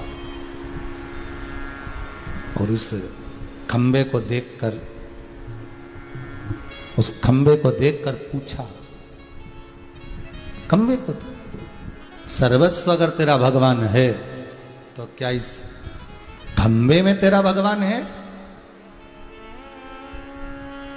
तू कह रहा है कि सर्वस्व है। शिव महापुराण में नरसिंह भगवान की कथा जो लिखी गई, उस कथा के सार पर शंकर भगवान का एक अवतार है, इसलिए नरसिंह भगवान की कथा आई। और कितनी बड़ी कृपा है भोलेनाथ की कि आज नरसिंह चतुर्दशी भी है। पूरे विश्व में सभी भक्तों को, सभी के हृदय में श्री नरसिंह भगवान की पावन जयंती की बहुत बहुत जन्मोत्सव की, प्रागट्योत्सव की बधाई हो। बहुत बहुत।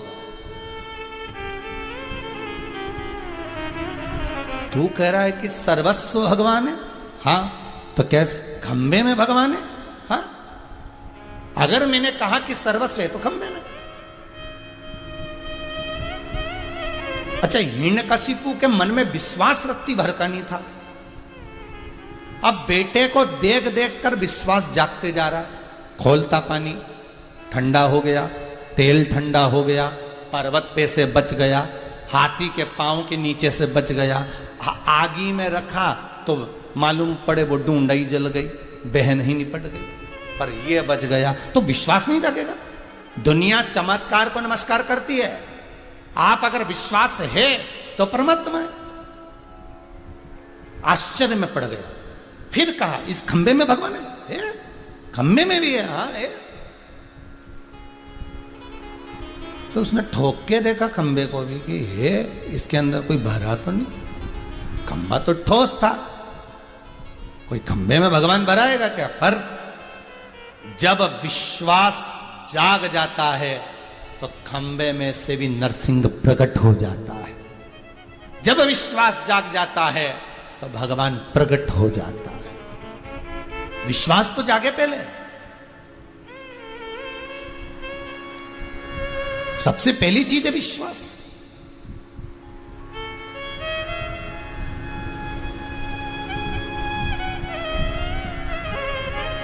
और जब विश्वास जाग गया, जब विश्वास पूर्ण हो गया, तब भगवान प्रकट हो गए।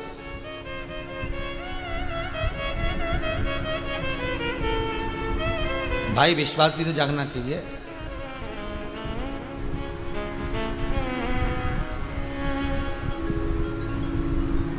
संकल्प छोड़ रहे हैं,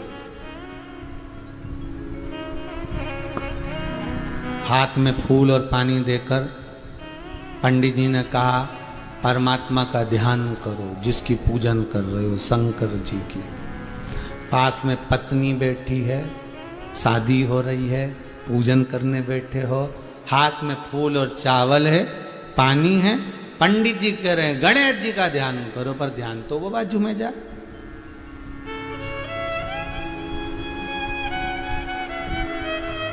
फिर पंडित जी ने कहा नवग्रह देवता का ध्यान करो, फिर वो दोस्तों में जाए। हाथ में फूल चावल होने के बाद पंडित जी कह रहे हैं कि ध्यान भगवान का करो, और ध्यान पत्नी में जा रहा है, पत्नी का ध्यान पति में जा रहा है, दोनों का ध्यान दोस्तों में जा रहा है। चित्तवृत्ति बटी हुई है, क्योंकि विश्वास जागृत नहीं हो पा। उनको तो लगता है कि बरमाला पिना दी, शादी पूर्ण हो गई। अब ये पूजन में कोई विश्वास उसका जागृत नहीं हो रहा। उसके विश्वास, उसका स्नेह था।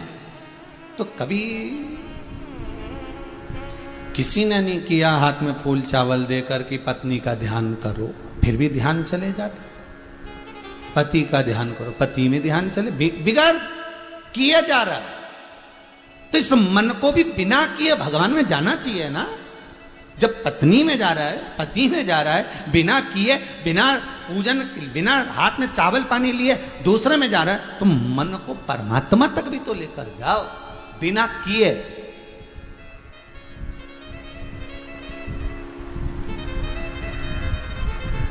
मन में ये विश्वास। अब आज कथा का विराम दिवस हो जाएगा, अब अगली कथा कब आएगी? 30 तारीख से। 30 तारीख से कथा आएगी, जब तक विचार कर लेना मैं श्री शिवाय नमस्तुभ्यम का जाप करूंगा। वो भले कोई बोले चाहे ना बोले, पर मन में विश्वास ले लो।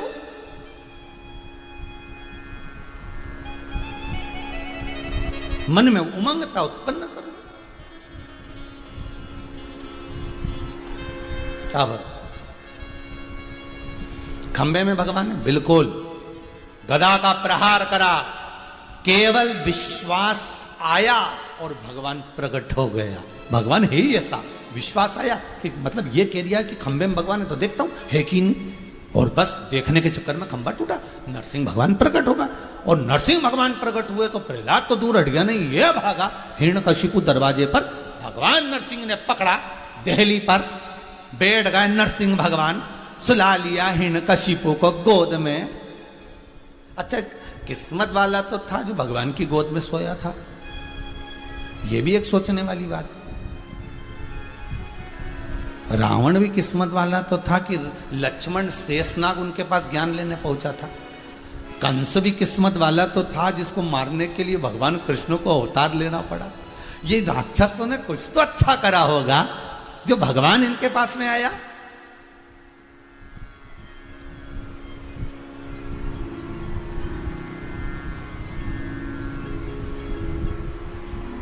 अब गोदी में हिरण्यकशिपु, देख ना नीचे मरे ना ऊपर, ना अस्त्र से ना शस्त्र से नक से फाड़ूंगा, ना दिन में ना रात में, शाम के समय पर मारूंगा।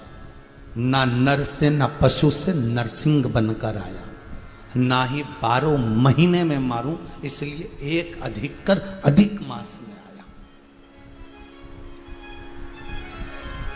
आज ही नरसिंह चतुर्दशी का ही दिन था, शाम का समय था, इसलिए आज भी सास बहुओं से कहती है शाम पड़े देली पे मत बैठ, क्योंकि कभी कभी शौक चलता है। अपन बहुत दिन हो गए दुल्हन बने हुए तो दुल्हन बनने का शौक होता है, दूल्हा बने हुए बहुत दिन हो गए तो दूल्हा बनने का शौक होता है। एक आध दिन नरसिंह भगवान बनने का शौक आ गया तो भगवान के, तो भगवान ने कहा देली पे जो बैठा उसी निपटाऊंगा।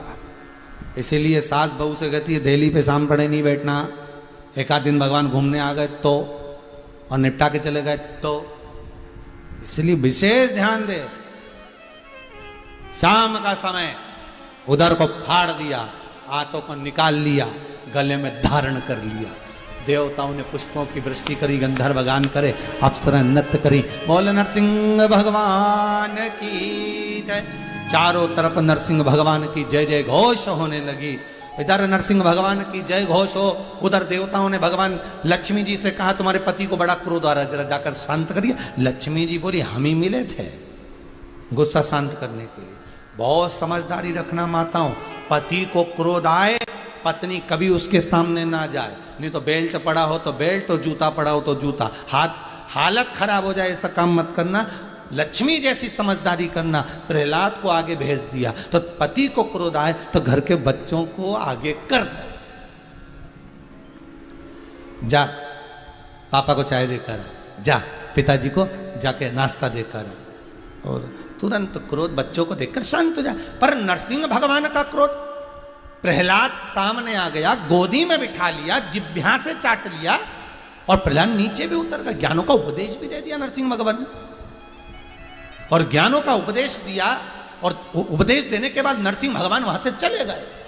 तो इनको लगा कि क्रोध चले गया, पर जैसे ही बैकुंठ में पहुंचे भगवान नरसिंह और सिंहासन को तोड़ दिया, सामान जो रखा था उसको तोड़ दिया, लक्ष्मी जी भाग गई सीधे ब्रह्मा जी के पास। कौन ने किया था इनको ऐसा बनने के लिए? कौन ने किया?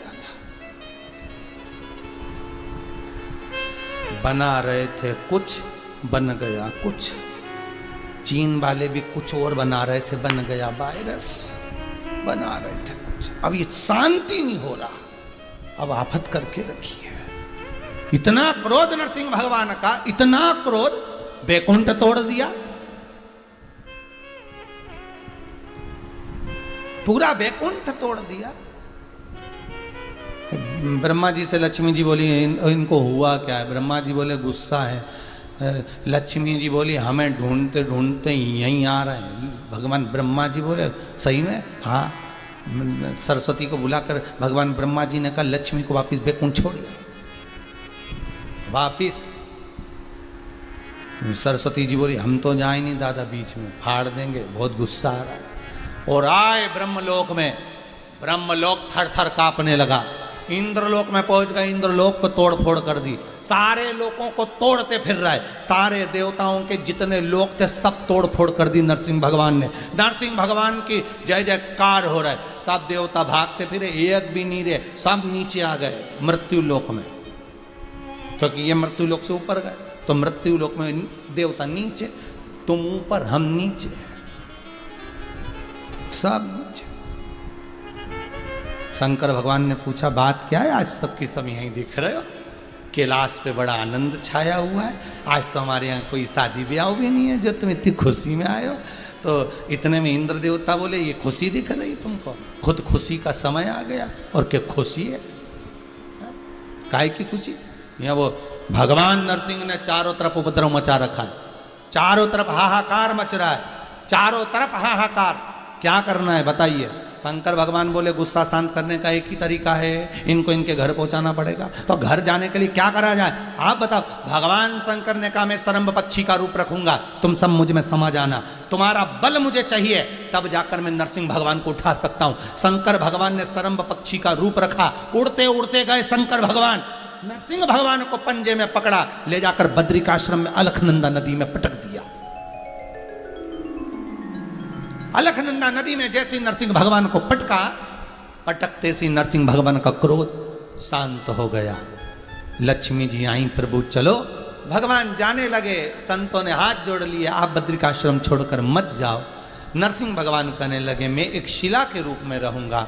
आज भी नरसिंह शिला बद्रीनाथ जी में तापकुंड के सामने नीचे आप देखेंगे अलखनंदा नदी में तो एक शिला नजर आएगी जिसका नाम है नरसिंह शिला। नरसिंह भगवान चले गए, शिला के रूप में रह गए, छोड़ गए, वो नरसिंह शिला। भगवान शिव का एक नाम हो गया श्रंभेश्वर महादेव। क्या नाम पड़ा है?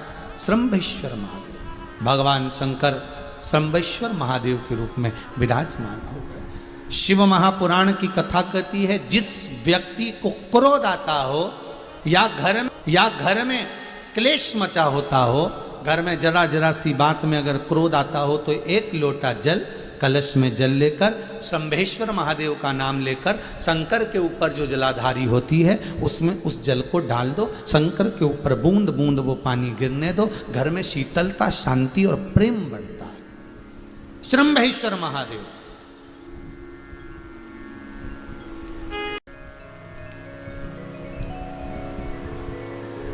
जब शंकर भगवान श्रंभ पक्षी का रूप धारण कर लिए, तब नरसिंह भगवान का जब क्रोध शांत हो गया, तब लक्ष्मी जी को साथ में लेकर भगवान नारायण पहुंचे भगवान शिव के पास। बड़ा भाव से जा रहे हैं।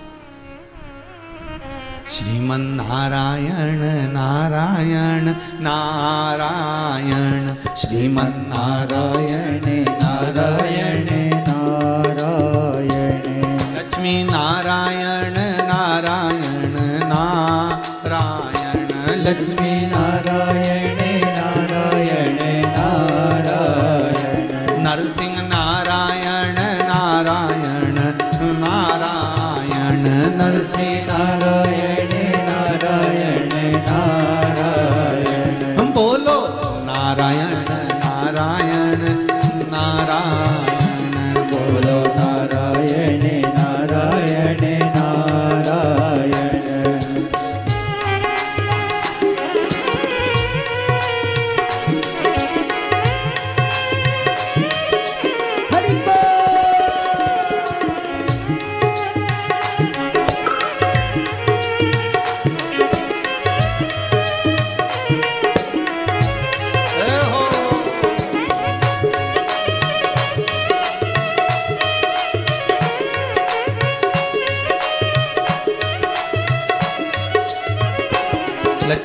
नारायण नारायण नारायण लक्ष्मी नारायण नारायण नारायण ओ नरसिंह नारायण नारायण नारायण नरसिंह नारायण नारायण नारायण बद्री नारायण नारायण नारायण बद्री नारायण नारायण नारायण ओ बद्री नारायण नारायण नारायण बद्री नारायण नारायण नारायण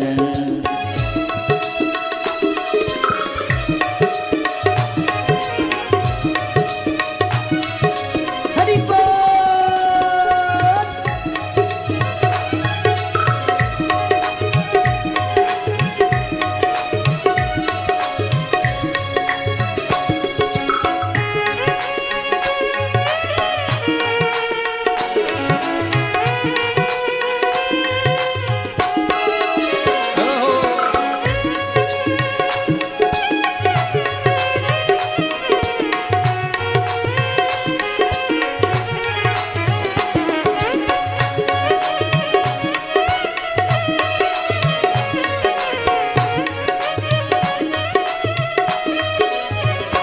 तुझ में नारायण नारायण नारायण तुझ में नारायण नारायण नारायण मुझ में नारायण नारायण नारायण मुझ में नारायण नारायण नारायण सब में नारायण नारायण नारायण सब में नारायण नारायण नारायण सब में नारायण नारायण नारायण सब में नारायण नारायण नारायण बोल लक्ष्मी नारायण भगवान की जय। श्री नरसिंह भगवान लक्ष्मी जी के साथ श्रम्भेश्वर भगवान के पास में पहुंचे।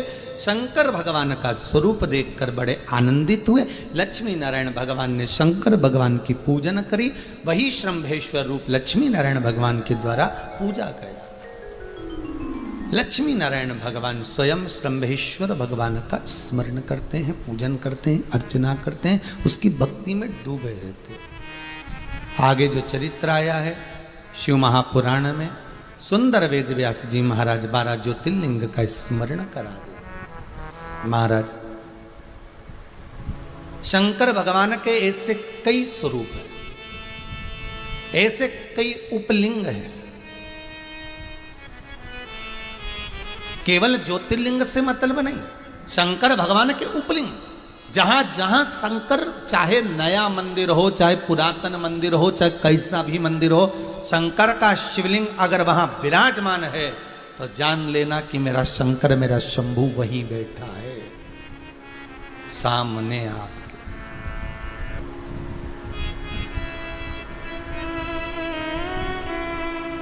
महाराज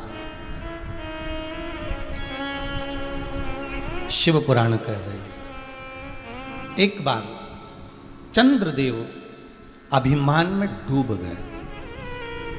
इनको काया काम था, बड़े सुंदर थे, रोहिणी के प्रति इनका प्रेम बहुत था, बाकी को देखते नहीं थे।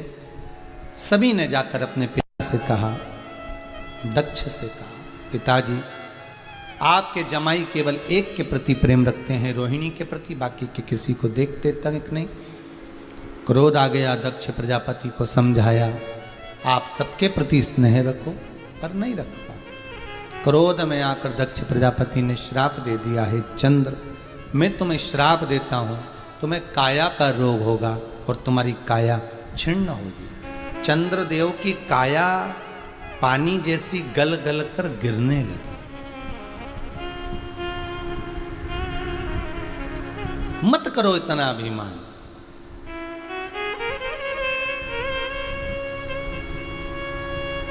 अहंकार कब टूट जाए इसका कोई भरोसा नहीं, कोई भरोसा नहीं। और अहंकार जब टूटता है तो दिल रोता है। चंद्रदेव का शरीर जब इतना हम में फूल गए थे, इतना सुंदर स्वरूप है मेरा, गया शरीर, बिलखते हुए देव ऋषि नारद के पास गए। नारद जी कुछ कृपा कर दीजिए। नारद जी बोले एक ही काम हो सकता है, आप शंकर के शिवलिंग का निर्माण करो, उसका पूजन करो।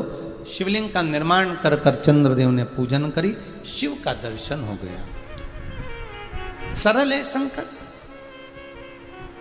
उनको चाहिए क्या? 1 लोटा पानी, 3 बार ताली, 5 बेलपत्री, बम बम बोले। ये भी नहीं हो तो प्रणाम कर लो, वो भी नहीं कर सकते तो बम बम बोले बोल लो, चलो यहां से। ये भी नहीं कर सकते तो दर्शन ही कर लो, बहुत है उतना। अब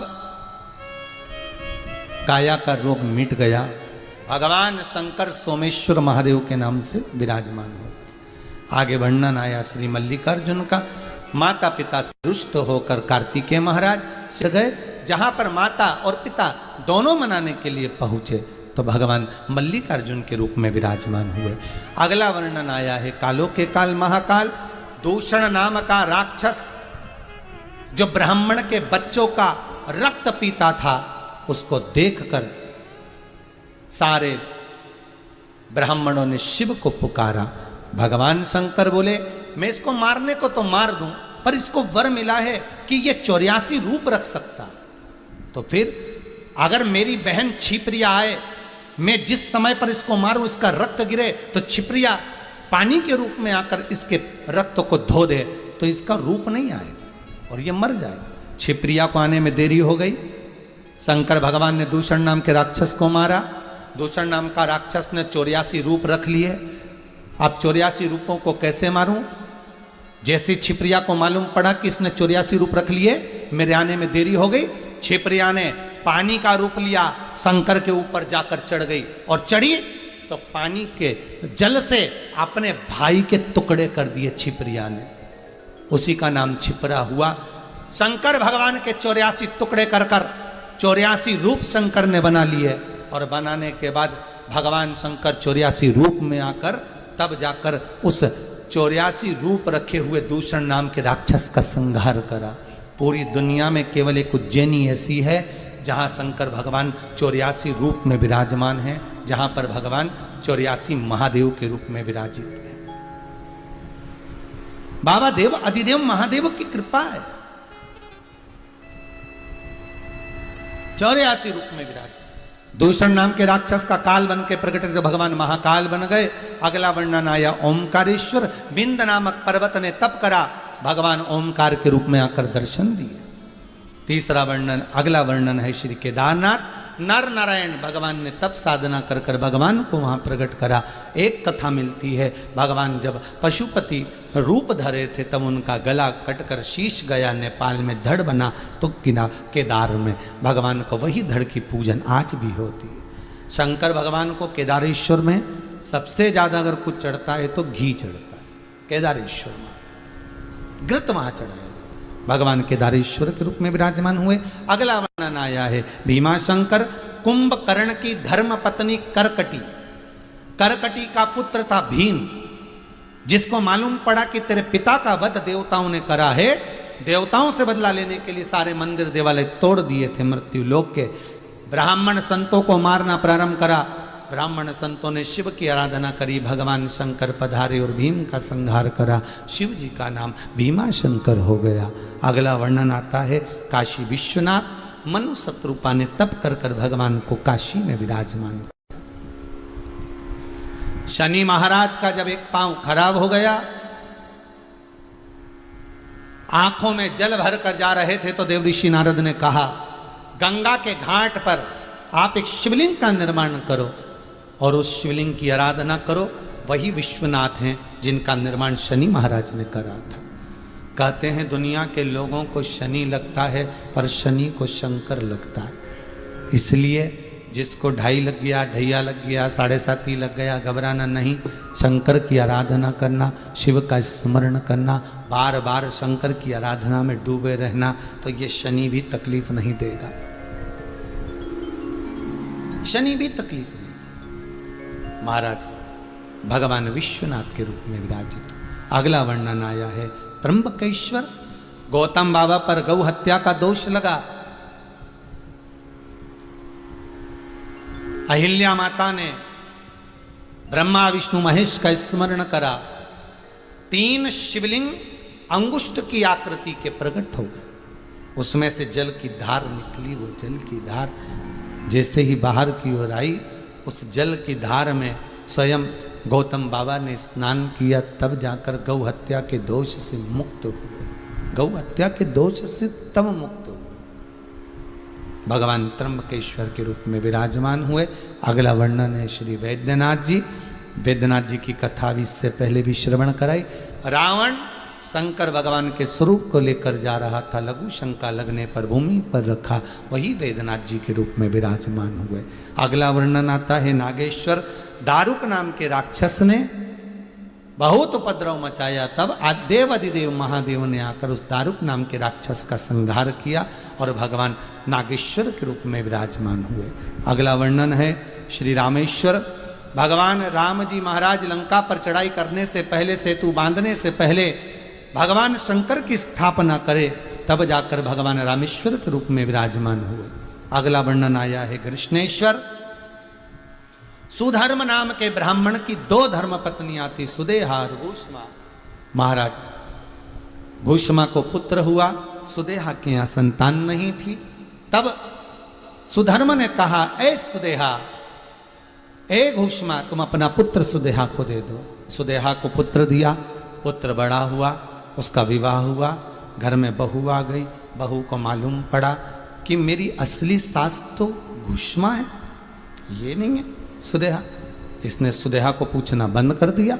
जैसे ही सुदेहा को पूछना बंद करा, सुदेहा को क्रोध आ गया। बेटे के टुकड़े कर कर कपड़े में बांध कर तालाब में फेंकी आई। जैसे ही तालाब में फेंका, घूष्मा शंकर भगवान के शिवलिंग का निर्माण करती थी पार्थिव, और पूजन करने के बाद तालाब में विसर्जन करने जाती थी। आज विसर्जन करने गई तो याद आया, हे भोलेनाथ, मेरे बेटे को बहुत दिन से नहीं देखा। तब जाकर बेटा मरा हुआ पुत्र 7 दिन बाद भी तेड़ता हुआ बाहर आया। वही भगवान कृष्णेश्वर के रूप में विराजमान हो गए। बोल कृष्णेश्वर महादेव की जय। भगवान 12 ज्योतिर्लिंग के रूप में विराजमान होते हैं। इधर तुमरुका जी चंचुला देवी के पति के लिए जो कथा कह रहे थे, शंकर पार्वती जिसके मुख्य यजमान बनकर विराजित हुए थे। भगवान शिव और पार्वती जहाँ विराजमान हुए थे, शंकर पार्वती ने जब कथा का रसास्वादन करा, स्मरण किया, तब कहा, हे तुमरुका जी, आपने जो कथा कही है वो आनंद की देने वाली है। भाव और श्रद्धा से जो जीव इस कथा को श्रवण करता है वो आनंद को पा जाता है। तुमरुका जी, चंचुला देवी इस कथा को श्रवण करी वैधव्य होने के बाद भी ये पति के धाम को जाती है और अखंड सौभाग्यवती होती है। हे तुमरुका जी, इस पावन कथा को श्रवण कराकर अपने संसार का, जगत का उद्धार करा है। शिव जी ने अपने मस्तक की बेलपत्र को उतारकर शिव पोथी को समर्पित करा। शंकर जी की पोथी पर जब बेलपत्र दी, तुमरुका जी ने कहा, भोलेनाथ, अगर आप इस शिव महापुराण को श्रवण कर कर कुछ दक्षिणा देना चाहते हैं तो इतनी दे दीजिए कि जो बेलपत्र आपकी इस पोथी पर चढ़ी गई है विराम दिवस की, उसको आप कुबेर के खजाने को भरने वाली कर दीजिए। शंकर भगवान वो पोथी पर चढ़ी बेलपत्र कुबेर खजाने को देने वाली करी। शंकर भगवान ने आनंद से इस पोथी को प्रणाम कर, नमन कर, शिव कहते हैं, सुनो तुमरुका जी, संसार में कलिकाल में जो इस घोर कलयुग में शिव महापुराण की कथा को श्रवण करता है, वाचन करता है या कथा करवाता है, उसकी मनोकामना शंकर कहते हैं मैं स्वतः पूर्ण कर देता हूं। ऐसी पुण्यमय आनंदमय कथा आज विराम की ओर जा रही है।